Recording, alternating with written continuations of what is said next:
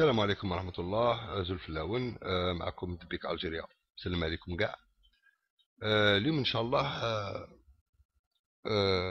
ابري كو جي روسي بوكو دو ميساج كالعادة تطيح حركة نتوما مغاربة مروكيين اتسيتيرا هذيك الهضرة هي انا جي لا بيتي بور هاد لي جون هادو. الله غالب ما يعرفوش سكو سي الحرية، ما يعرفوش.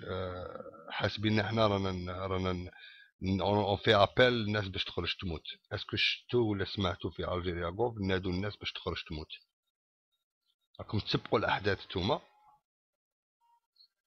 على كل حال من بعض هاد الناس، ماشي من بعض، جل الناس هادي يقول لك نتوما راكم غادي ديروا فتنه في البلاد، نتوما يهود وانتوما كذا. وحده اليوم اخت صايمه ثاني دارت ان كومونتير وقالت نتوما غادي تجوا البلاد نعلقوكم باسكو نتوما تاع اليهود. باسكو علاه درت فيديو وريت فيا كيفاش المواطن الاسرائيلي في اسرائيل محترم، il était en colère contre الحكومه.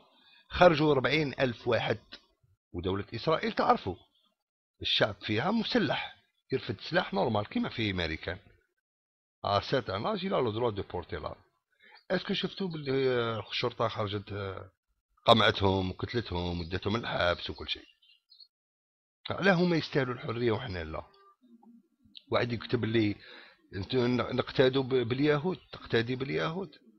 انا غادي نوري لك باللي حنا لا تقول لنا حركه نشوفوا لا حنا حركه ولا النظام اللي كتدافع عليه اللي حركه.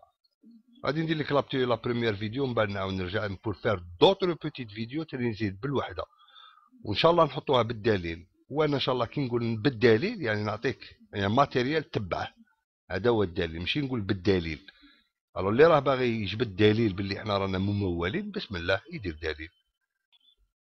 عمر راسك، عمر وعمري راسك اختي، الله يشافينا. قد لا يصل الأمر إلى حد، وربما لم تكن كذلك أيضا هذه المصافحة الشهيرة في أولى سني حكم الرئيس عبد العزيز بوتفليقة، فعندها ربما سنكون بصدد ما يصفه البعض نفاقا سياسيا في تعامل الجهات الرسمية الجزائرية مع موضوع العلاقة مع إسرائيل.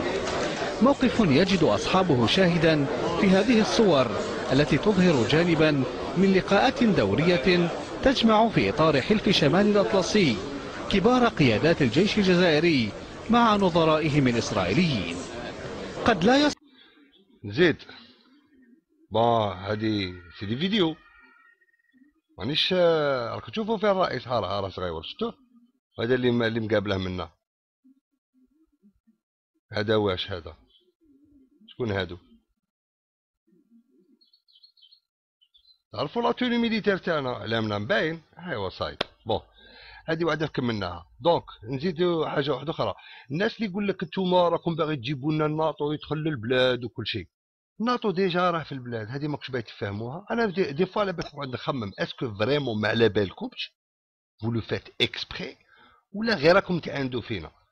زيد عمر راسك بهذه ثاني. عمر المستشار السياسي لمركز ميريديان الاستشاري. سيد صفوري، ما أهمية الوثائق التي تم تسريبها عن طريق ويكيليكس والمتعلقة بمحاربة القاعدة في منطقة شمال إفريقيا أو ما يعرف بالساحل وإفريقيا، شمال إفريقيا، الساحل والصحراء عفوا؟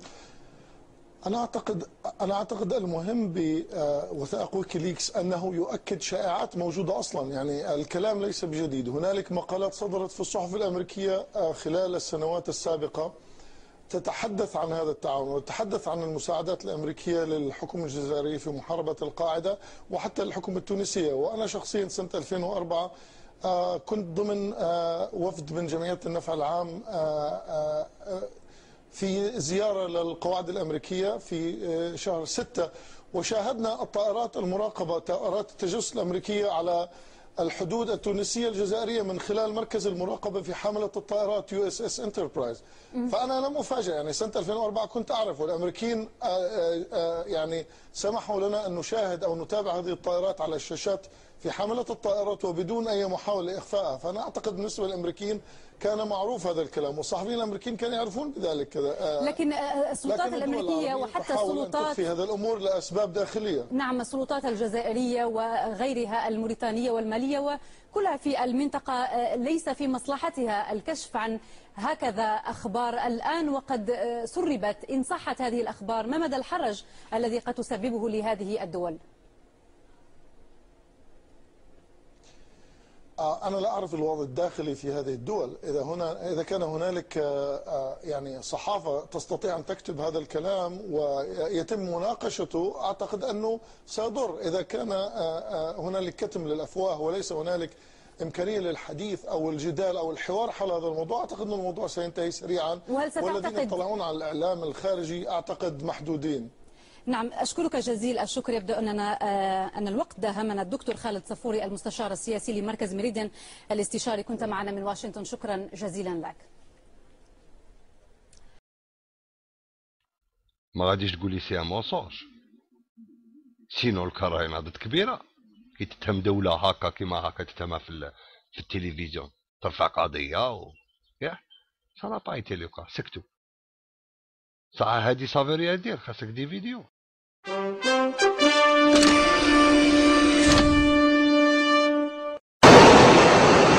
There are danger signs in the Sahara Desert. The Pentagon believes this desolate place may be the next Afghanistan, a safe haven for terrorists plotting attacks against the West. I guess we're going to follow that white arrow, right, Bill? Past roads, past any other sign of civilization, we came upon a small military camp where the American and Algerian flags fly side by side. It was about a mile from here that we met Captain Mike. He's a Green Beret, a member of the U.S. Army Special Forces, the elite troops that represent just 2% of the Army. Their ability to go covert is critical to their work, so we are not allowed to use Mike's last name or show him and his men unless their eyes are covered. Same as yours? Captain Mike is the leader of a group of 12 Green Berets, a so-called A-team, that will work and live out here in the Sahara for 2 months. Just a week before arriving here, Mike took his team on military exercises in the German Alps, doing commando drills on skis and living in a snow cave. Here in the Sahara, he's working with a team of Algerian Special Forces.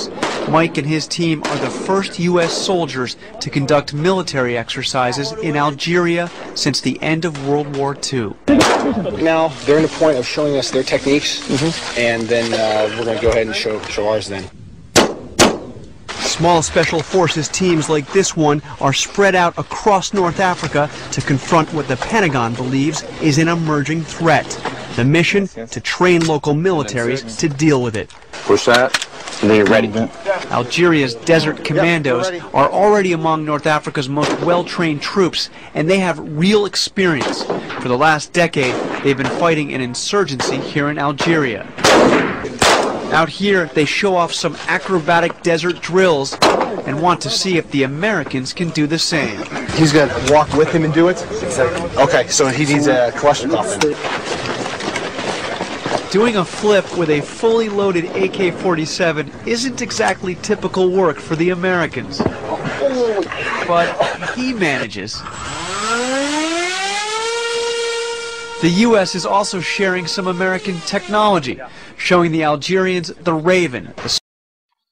اوليو باش تسب الناس اللي راهم باغيين التغيير في بلادهم باش يعطوك ليك انت قيمه في بلادك.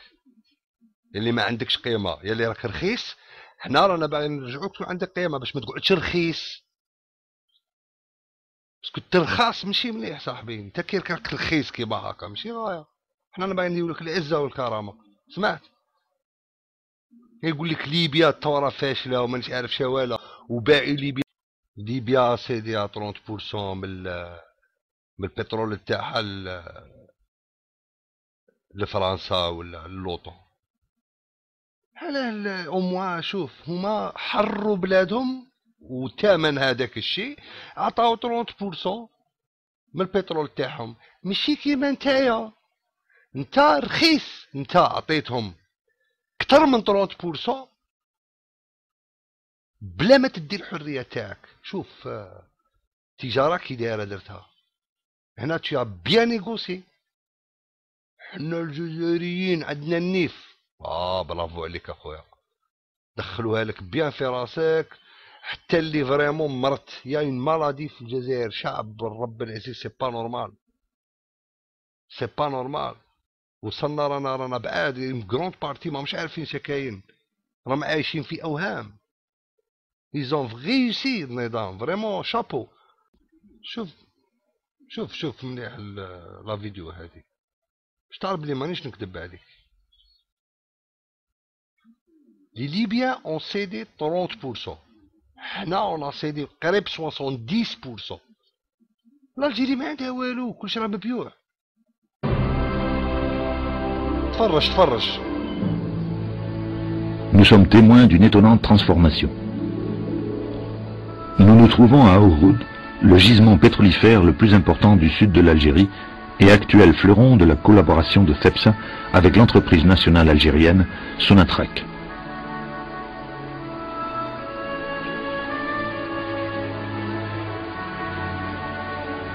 Ouroud est situé dans le bassin de Berkine, à 200 km au sud de la ville pétrolière de Hassim et Saoud, à environ 2h15 de vol de Madrid. En mai 1992, Sonatrach et FEPSA signent l'accord permettant d'explorer le bloc 406A dans le bassin de Berkine. En 1995, on découvre le gisement d'Ouroud qui s'étend sur 2 autres blocs. Le 404, où les partenaires de Sonatrach sont Anadarko, Eni et Maersk. Le 405, où les partenaires de Sonatrach sont Burlington et Talisman.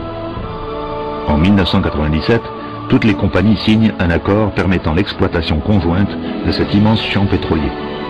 Cette exploitation conjointe d'un champ qui regroupe plusieurs blocs est connue sous le nom d'unitisation du champ, et son objectif est de permettre un développement optimum du gisement dans son ensemble. Dans le cadre de Ouroud Unit, créé pour l'exploitation d'Ouroud, FEPSA et Sonatrach sont les membres majoritaires, avec 39% et 36% du champ respectivement. Voici quelques chiffres qui vont nous permettre d'avoir une idée de l'ampleur de ce champ pétrolier.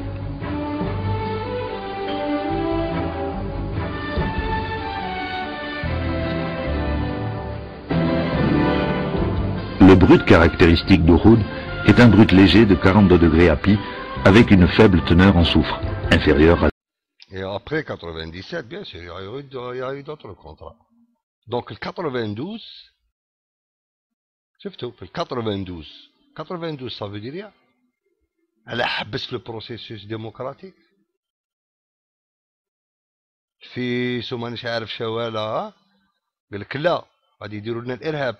بصح اون رياليتي انا هكا نشوفها، انا واحد من الناس تاع ما قالها لي، بصح راني مقتنع كيما هكا كومبارازارو 92 تسنيو كاع هاد لي كونطرا، ماشي تسنيو، تباعت البلاد. عمرت راسك غاية خويا؟ هاي دروك نعاود نقول لك، ولي لعقلك وفكر في اون سوليسيون بور ان شونجمون. كي تعايرني انا انت غادي ما تستفاد والو، والشعب الا خرج لا انت لا انا غادي نحبسوه، ولا عيطنا له باش يخرج غادي ما يديرش علينا. الشعب يخرج كي يبغي هو، بصح الشعب ني باكو راه عارف. كان معكم دبيك الجيريا، مسلم عليكم كاع. و شنو نقول، والله العظيم زعما سانفيد لابين كي نشوف كيما هكا حنا كاع ماشي متربين كي نتناقشوا بيناتنا غير السب ديريكت. اي سانفي اونكور مال في قلبي كي نشوف باللي ما نفرحوش بخوتنا كي صرات عندهم ثوره. انت راك ليبي، انت عشت في ليبيا باش تقول باللي لا قدافي كان خير كي كان هكا. انا نعرف ليبيين وعلى بالي كي راهم عايشين، كاين دي غيش، بس واش دخل لا غيشات كي تكون بنادم يعني التعليم ماشي واصله للصحه البرا باش يديروها يروحوا لتونس. ما نقعدوش نهضروا على ليبيا، خوتنا هذوك وبالبركه عليهم، وتحيه ليبيا وتحيه الجزائر. السلام عليكم.